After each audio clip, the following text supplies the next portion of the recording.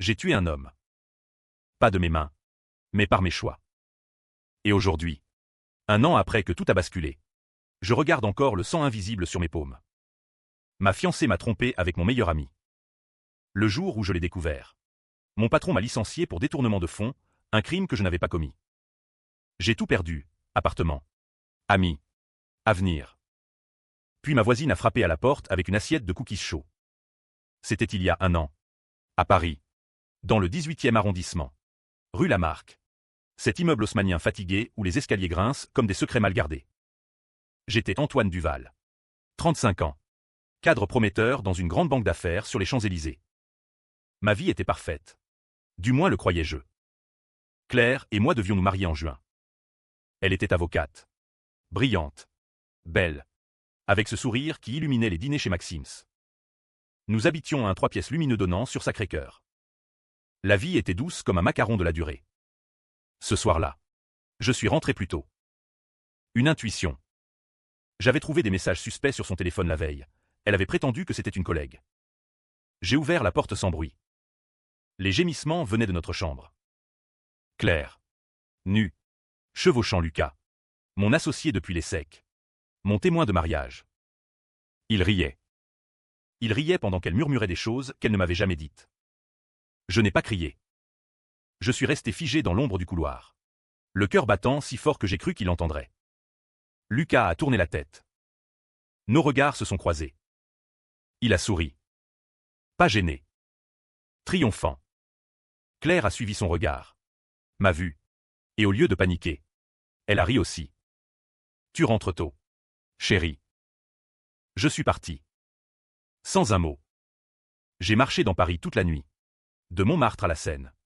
Passant devant Notre-Dame en travaux. Sous la pluie fine de novembre. Le lendemain. Au bureau. Le directeur des ressources humaines m'attendait. Antoine. Nous avons découvert des transferts suspects sur des comptes offshore. Des millions. Ton nom apparaît partout. J'ai nié. Bien sûr que j'ai nié. Mais les preuves étaient accablantes. Email falsifié. Signature numérique. Mon accès était bloqué. La police financière alertée. J'ai été suspendu sur le champ. Claire est venue le soir. Antoine. Il faut qu'on parle. Elle pleurait. Des larmes parfaites. Elle m'a dit qu'elle était désolée. Que c'était une erreur. Que Lucas l'avait manipulée. Que nous pouvions encore nous marier. J'ai voulu la croire. J'ai failli. Mais mon téléphone a sonné, mon avocat. L'enquête avançait vite. J'étais le suspect numéro 1. 3 jours plus tard. J'étais viré officiellement.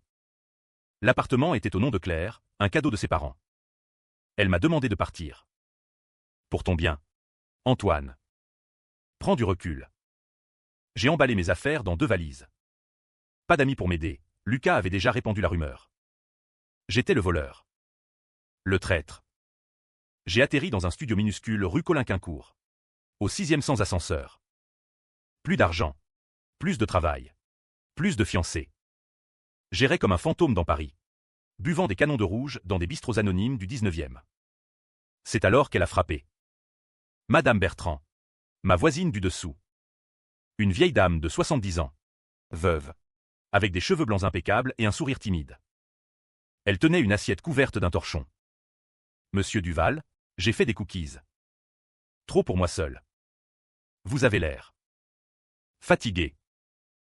Je l'ai laissé entrer. Par politesse. Ou désespoir. Elle s'est assise sur mon unique chaise. A regarder autour d'elle, le matelas par terre. Les cartons non défaits. Vous traversez une épreuve. N'est-ce pas? J'ai tout déballé. La trahison de Claire. L'affaire au bureau. Comment Lucas avait dû tout manigancer, il avait accès à mes codes. Madame Bertrand écoutait. Les yeux brillants. Les gens sont cruels. Monsieur Duval. Mais la justice finit toujours par triompher. Elle revenait souvent. Avec des gâteaux. Des soupes. Des conseils. Elle parlait de son mari. Mort 20 ans plus tôt dans un accident suspect, un chauffard jamais retrouvé. J'ai appris à vivre avec la douleur. Mais parfois, on doit aider le destin. Un soir, elle m'a apporté un dossier. J'ai une amie qui travaille aux archives.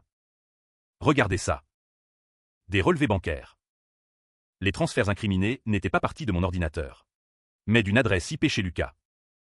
Et des emails entre Claire et lui, datant de mois avant ma découverte. Il planifiait tout. Le détournement pour me faire tomber. Puis Claire hériterait de ma part si je finissais en prison. J'ai senti la rage monter. Pas la colère explosive. Non. Une haine froide. Calculée. Paris, avec ses ruelles sombres et ses secrets, semblait soudain complice. Madame Bertrand a souri. Et si on leur rendait l'appareil? Je n'ai pas dormi cette nuit-là. Les documents de Madame Bertrand étaient accablants. Claire et Lucas n'avaient pas seulement couché ensemble, ils avaient volé des millions et m'avaient fait porter le chapeau. J'étais innocent. Mais la police me cherchait déjà pour un interrogatoire. Le lendemain, Madame Bertrand est revenue. Elle n'était plus la gentille grand-mère aux cookies. Son regard était dur. Acéré. Antoine, vous voulez la vérité entière? Elle m'a raconté son histoire. Son mari n'était pas mort dans un simple accident.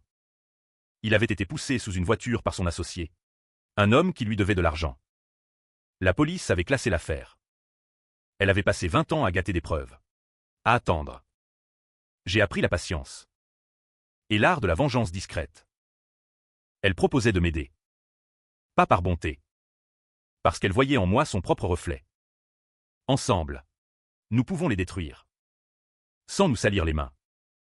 Nous avons commencé doucement. D'abord, des recherches. Madame Bertrand avait des contacts surprenants, un ancien flic retraité. Une aqueuse amie de son petit-fils. Nous avons piraté les emails de Lucas. Des conversations sordides. Pas seulement avec Claire. Il trompait aussi sa femme. Et les fonds détournés, blanchis dans un restaurant chic du Marais dont il était propriétaire occulte. Claire, elle, continuait sa vie. Je la suivais parfois. De loin. Elle avait emménagé avec Lucas dans un appartement luxueux à Saint-Germain. Il dînait au Fouquet's. Riait au vernissage. Elle portait la bague que je lui avais offerte. Un soir, je l'ai confrontée. Dans un café près de l'Odéon. Elle était seule. Antoine. Elle a pâli. J'ai posé les preuves sur la table. Explique. Elle a pleuré. Encore. C'était Lucas. Il m'a forcé. Il disait que si je ne t'aidais pas, il me ruinerait. Mensonge. Les emails montraient qu'elle était l'instigatrice. Elle voulait mon argent. Ma position. Lucas n'était que l'exécuteur. Je suis parti sans un mot. Mais quelque chose avait changé. La haine était devenue obsession. Madame Bertrand m'a présenté Paul. Son ami, flic. Un homme bedonnant. Amateur de pastis. Il a regardé les preuves. Solide. Mais pas assez pour la financière. Il protège les leurs. La banque avait étouffé l'affaire pour éviter le scandale. Officiellement, j'étais le coupable en fuite. Nous avons décidé d'agir autrement. Psychologiquement d'abord. Des lettres anonymes à la femme de Lucas. Des photos de lui avec Claire. Elle a demandé le divorce. Lucas a paniqué. Il a commencé à boire. À faire des erreurs au travail. Puis, Madame Bertrand a eu une idée plus sombre. Et si on les faisait accuser à leur tour? Elle connaissait un faussaire. Nous avons fabriqué des preuves, transfert vers un compte au nom de Claire. Rien de trop gros. Juste assez pour alerter les autorités. Mais Claire était maligne. Elle a flairé quelque chose. Un soir, elle m'a appelé. Antoine. Arrête. Je sais que c'est toi. Rencontrons-nous. Je peux tout arranger. J'ai accepté. Par curiosité. Ou masochisme. Nous nous sommes vus sur le Pont-Neuf. Au crépuscule. Paris scintillait. Elle était belle. Emmitouflée dans un manteau Chanel. Je t'aime encore. Tu sais. Lucas était une erreur. Elle m'a embrassé. J'ai failli céder. Mais dans sa poche, j'ai vu un téléphone. Elle enregistrait.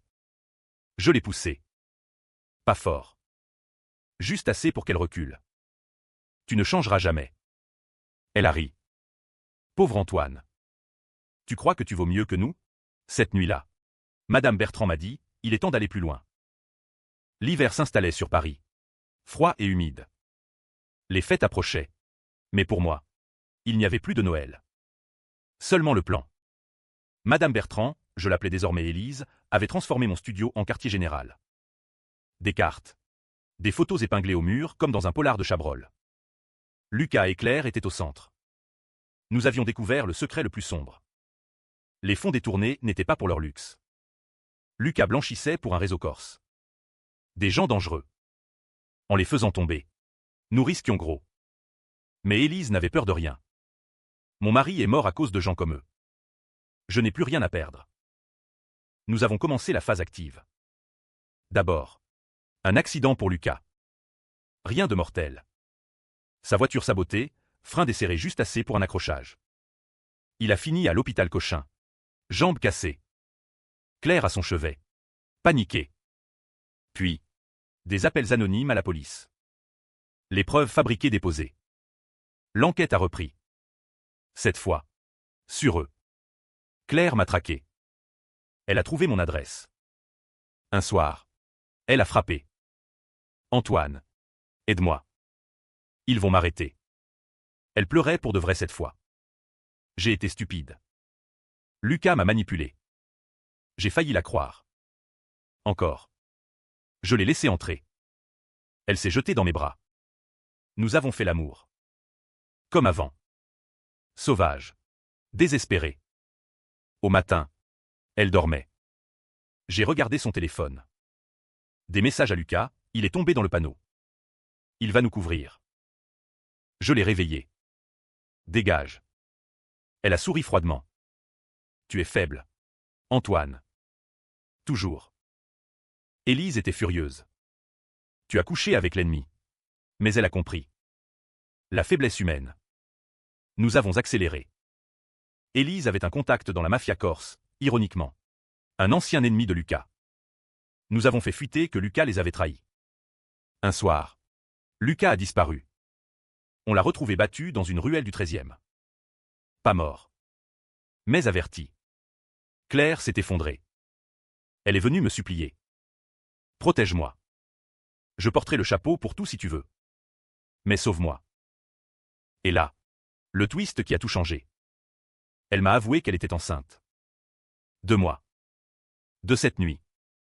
J'ai vacillé. Un enfant? L'enfant. Ce mot a tout remis en question. Claire jurait que c'était le mien.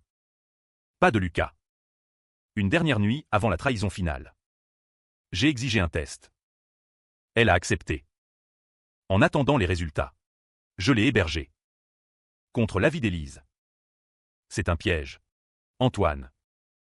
Mais l'idée d'un fils ou d'une fille. Paris sous la neige semblait moins hostile. Lucas. Lui. Se cachait. La police le cherchait. Les Corses aussi. Élise a découvert la vérité sur Claire. Ce n'était pas sa première trahison. Au cabinet d'avocat, elle avait ruiné plusieurs collègues. Une manipulatrice professionnelle. Les résultats du test, l'enfant était de Lucas. Claire a ri quand je le lui ai dit. Tu croyais vraiment? Pauvre idiot. Elle est partie. Mais avant, elle m'a menacé, si je tombe, tu tombes avec moi. J'ai des preuves que tu as fabriqué les faux. Elle bluffait. Ou pas. Élise a décidé qu'il était temps de finir. On les élimine. Pas physiquement. Socialement. Définitivement. Nous avons tout balancé aux journaux. Le Parisien. Libération. L'Histoire. Banquier corrompu. Avocate infidèle. Détournement. Photo volée. Le scandale a explosé. La banque a rouvert l'enquête. Claire des Lucas arrêté. Mais twist, Lucas s'est suicidé en cellule. Pendaison. Officiellement. Claire. En prison préventive. A accouché. Un garçon. Elle m'a écrit, viens voir ton fils. Même si ce n'est pas le tien biologiquement. Il porte ton nom dans mon cœur. J'y suis allé. À Fresnes. Elle était brisée. Antoine. Je suis désolé. Vraiment cette fois. J'ai regardé l'enfant à travers la vitre. Innocent. La liberté provisoire de Claire a été refusée. Les preuves étaient trop lourdes. Mais quelque chose clochait. Le suicide de Lucas, trop propre. Élise et moi avons enquêté. Les Corses, la police, ou J'ai reçu une lettre de Claire. Ce n'est pas fini. Il y a plus gros. Lucas travaillait pour quelqu'un d'autre. Quelqu'un que tu connais. Puis Élise a disparu. 2 jours. Elle est revenue couverte de bleu. Ils m'ont enlevé. Pour te faire taire.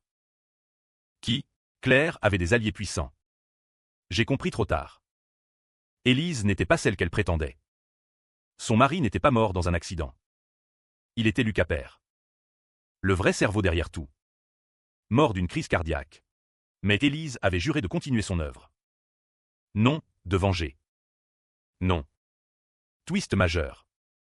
Élise était la mère de Lucas. La vraie. Elle avait changé de nom après la mort de son mari. Elle m'avait approché pour me manipuler. Les cookies. L'aide. Tout pour me pousser à détruire Claire. La femme qui avait volé son fils. Lucas n'avait pas détourné pour l'argent. Pour venger sa mère. Qui avait été ruinée par la famille de Claire des années plus tôt. Tout était un cycle de vengeance infini. Élise m'avait utilisé comme arme. Mais pourquoi me le révéler maintenant? Parce que Claire, en prison, avait tout avoué aux flics. Sur Élise. La police arrivait. Élise, ou plutôt Madeleine Bertrand, née Moretti, m'a tout expliqué dans mon studio. Pendant que les sirènes approchaient. Antoine, tu étais parfait. Innocent. Brisé. Manipulable. Claire a détruit ma famille il y a 20 ans. Son père a ruiné mon mari. Lucas était ma revanche. Mais Claire l'a corrompu. L'a poussé au crime. Je t'ai utilisé pour la faire tomber. J'étais le pion dans une vengeance de 30 ans. Les preuves que j'avais, fabriquées par elle dès le début. L'enfant, de Lucas. Oui. Mais Claire voulait me le faire adopter pour me lier. La police a enfoncé la porte. Élise s'est tiré une balle. Devant moi. Suicide. Comme son fils. Claire a été libérée. Les charges contre elle abandonnées, elle avait collaboré. Révélé le réseau corse. 1 an plus tard. Je marche encore dans Paris.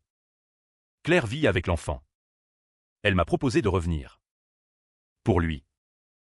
Je refuse. J'ai repris un travail modeste. Dans une petite banque. Parfois. Je passe rue Lamarck. L'appartement d'Élise est vide. J'ai vengé personne. J'ai été l'instrument de la vengeance des autres. Et pourtant, certains soirs, je me demande si j'avais su dès le début. Aurae agia autrement? Peut-être pas. La trahison nous change tous. À jamais. Paris garde ses secrets. Et moi, je garde les miens. Fin.